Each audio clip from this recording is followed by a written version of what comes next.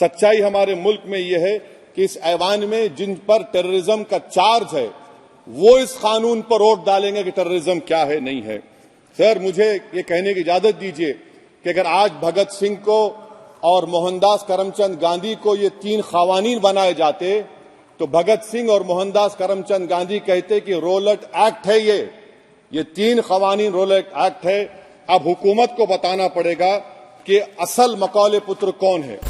शासन की टीका तो कोई भी कर सकता है, किसी को भी करने का अधिकार है। इसके लिए इस देश में अब किसी को जेल में नहीं जाना पड़ेगा, चाहे हमारा शासन।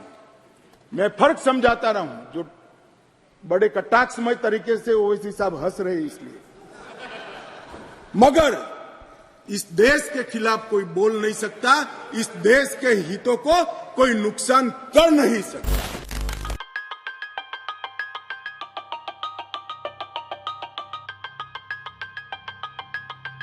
सर, बीएनएस का अब सेडेशन पर देख लिए, सेडेशन को आपने दोबारा ला लिया। लफ्ज सेडेशन इस्तेमाल नहीं किया आपने। 3 साल से 7 साल आपने सुप्रीम कोर्ट को अंडरटेकिंग दी थी कि प्रोविजन नहीं लाया जाएगा। तो चेयरमैन सर, यहां पर हिंदी के बहुत मशहूर कवि का वो शेर मुझे याद आ रहा है, मैथिली शरण गुप्त का, कि राज्य को यदि हम बना लेंगे भोग तो बनेगा वो प्रजा का रोग, फिर कहूं मैं क्यों ना उठकर हूं आज मेरा धर्म राजद्रोह। कार्ल मार्क्स ने कहा था sir, history repeats itself first as a tragedy, second as a farce. अब क्लॉज 195(1)D देखिए, it criminalises the making of publication of false and misleading information jeopardising sovereignty integrity of India. Vague है, यानी जो कोई भी पत्रकार investigative journalism लिखेगा आप उसको इस्तेमाल कर लेंगे और जेल की सलाखों में उसको डालकर आप सड़ा देंगे। अच्छा, क्रिमिनल ऑर्गेनाइजेशन उत्तर प्रदेश में यूपी गैंगस्टर एक्ट में एक चार्जशीट में गैंगस्टर एक्ट लगता। सर, आप बताइए फिर यूएपीए का क्या होगा, पीएमएलए का क्या होगा, महाराष्ट्र मकोका क्या क्या होगा, गुजरात के कोका क्या क्या होगा। आप ये सब कानून रख रहे हैं और एक पुलिस वाले को आप ये तमाम कानून की इजाजत देंगे। याद रखिए, जिंदगियां बर्बाद करने का काम आप कर रहे हैं और सबसे बड़ा इसका नुकसान होगा। किसका नुकसान होगा? दलितों का, मुसलमानों का, आदिवासियों का। और वो पॉलिटिकल पार्टीज जो कल आज सत्ता में है, कल नहीं रहेंगे, वो बदले की भावना से काम करते हैं। सर, मुझे पुलिस ने पीटा सर, 1999 22 दिसंबर को मेरे सर पर 20 टाके लगे, पीठ से लेकर पैर तक मारा गया। आपको मालूम सर क्या हुआ? तेलुगु देशम की सरकार थी, उन्होंने उन दोनों पुलिस वालों को जिन्होंने मुझे मारा था उनको आईपीएस कन्फर कर दिया। आईपीएस करने, अरे मैं तैयार हूं मरने के लिए। तुम मारोगे क्या? बोलो, कहां मारोगे बताओ? अरे तुम कहां मारोगे? तुम्हारी गोलियां खत्म हो जाएंगी, मैं जिंदा रहूंगा।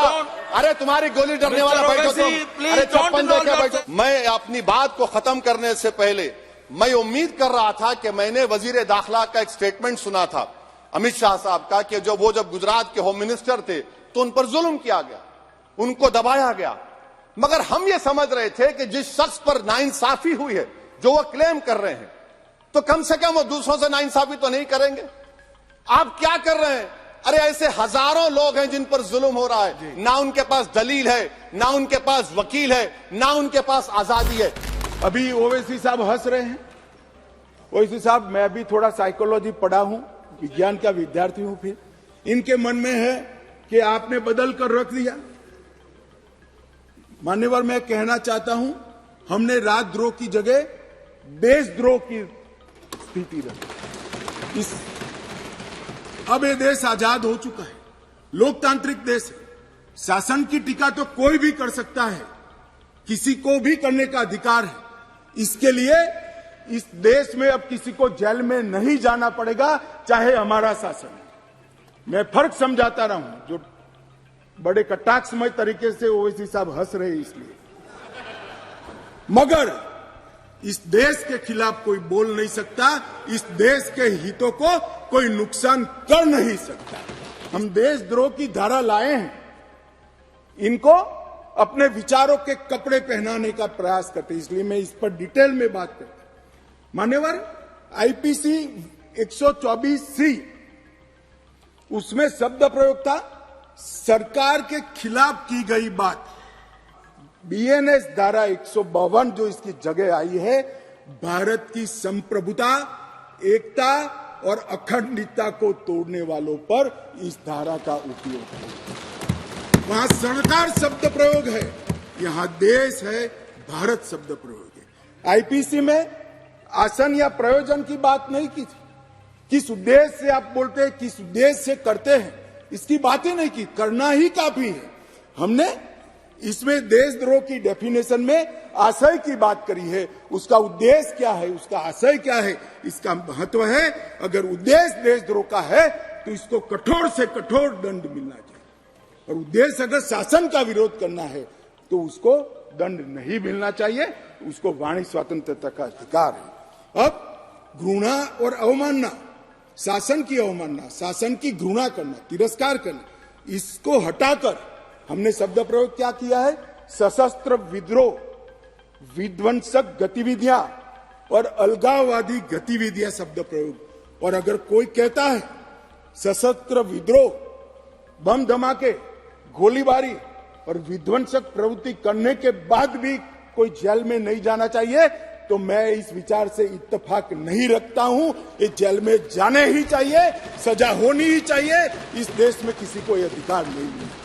मान्यवर, मैं इसलिए कहता हूं कि कुछ लोग ये नए इनिशिएटिव को अपना कलर देने का प्रयास कर रहे हैं, मगर आपका कलर, आपकी सोच, आपके विचार, आपकी नजर आपको मुबारक हो। हम तो संविधान की स्पिरिट को लेकर आगे चलने वाले लोग हैं। देश के खिलाफ जो कुछ करेगा उसको जरूर सजा होगी, ऐसा कानून में होना चाहिए। टेररिज्म पर सर, बीएनएस का टेररिज्म सर, ये बड़ा ही डेंजरस आपने खतरनाक आपने काम किया है। इससे दहशतगर्दी का मुकाबला नहीं होगा, सिविल लिबर्टीज खतरे में पड़ जाएंगे। और सबसे बड़ी बात तो यह है सर, इसमें आपने नोटिफाई करेंगे किसी को टेररिस्ट, कोर्ट क्यों नहीं करेगा? पुलिस वाला कैसे करेगा मुझे टेररिस्ट नोटिफाई? किसी ऑर्गेनाइजेशन को टेररिस्ट घोषित कर देंगे। तो ये खुद सेपरेशन ऑफ पावर्स का वायलेशन है, जुडिशियल इंडिपेंडेंस का वायलेशन है, और इंदिरा गांधी वर्सेस राजनारायण केस का वायलेशन है। तो ये मोदी सरकार जुडिशरी के पावर्स को छीनकर खुद जज, जूरी, एग्जीक्यूशन बन रही है। किसी शायर ने बड़ा अच्छा कहा था सर, वही कातिल, वही मुखबिर, वही मुंसिफ ठहरे। मुझे तो आश्चर्य हो रहा है, इस देश के कानून में आतंकवाद को रोकने की धारा है, और इस सम्मानीय सदन का कोई व्यक्ति उसको मानव अधिकार के नाम से विरोध करे। आतंकवाद ही मानव अधिकार का सबसे बड़ा हनन करता है।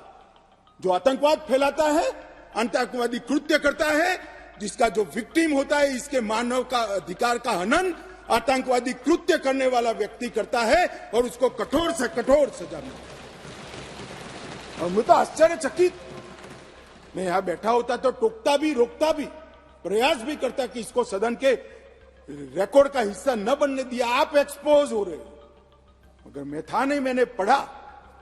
इसका बचाव करते हैं। किस जमाने में जी रहे? अंग्रेजों का शासन नहीं है, कांग्रेस का शासन नहीं है, ये भारतीय जनता पार्टी और नरेंद्र मोदी का शासन। इसकी व्याख्या की है, क्या की है?